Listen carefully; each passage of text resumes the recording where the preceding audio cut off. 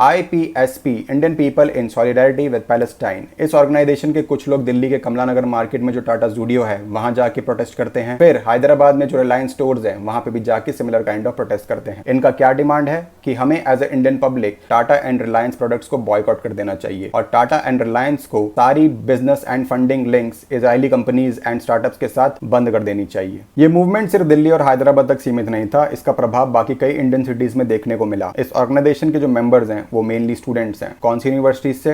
JNU, Jamia Millia Islamia, university of Hyderabad, Osmania university, TISS, Jadavpur university, Pune university, Aligarh Muslim university और Maulana Azad national Urdu university. अपने protest के next level में ये लोग इजरायली एम्बेसी के बाहर जाके इजरायली झंडा और प्राइम मिनिस्टर बेंजामिन नेतन्याहू का फोटो जलाते हैं। पुलिस बाय फोर्स इस प्रोटेस्ट को रोकती है और 30 लोगों को डिटेन भी करती है। फिर पब्लिक प्रेशर में आके नेक्स्ट दिन सुबह 1 बजे सारे स्टूडेंट्स को रिलीज कर दिया जाता है। इस ग्रुप के इंस्टाग्राम पर 7,500 से ऊपर फॉलोवर्स हो चुके हैं और फेसबुक पे भी 12,000 फॉलोवर्स होने वाले हैं। इस ग्रुप के एक्शंस मिलते हैं BDS से, बॉयकॉट डिवेस्टमेंट सैंक्शंस, जिनको मेनली फंडिंग मिलती है रॉकफेलर ब्रदर्स फंड से, ओपन सोसाइटी फाउंडेशन से, फोर्ड फाउंडेशन और ओक फाउंडेशन से।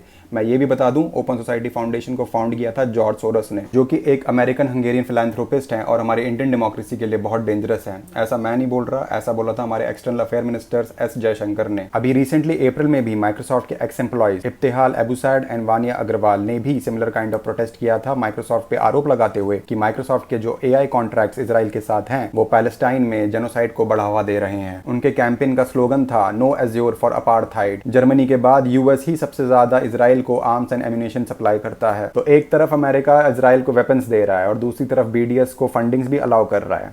समझे बाबू भैया?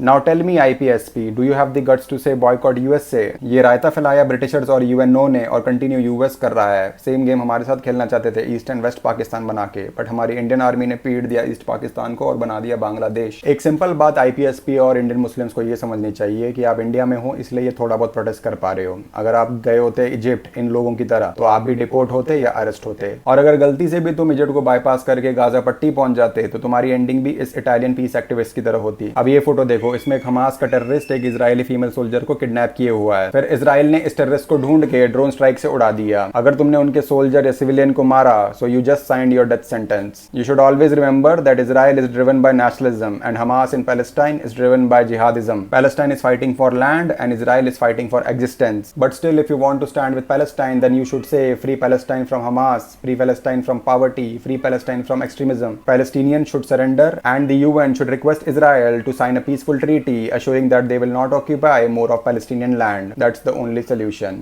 Jai Hind, Jai Jagannath.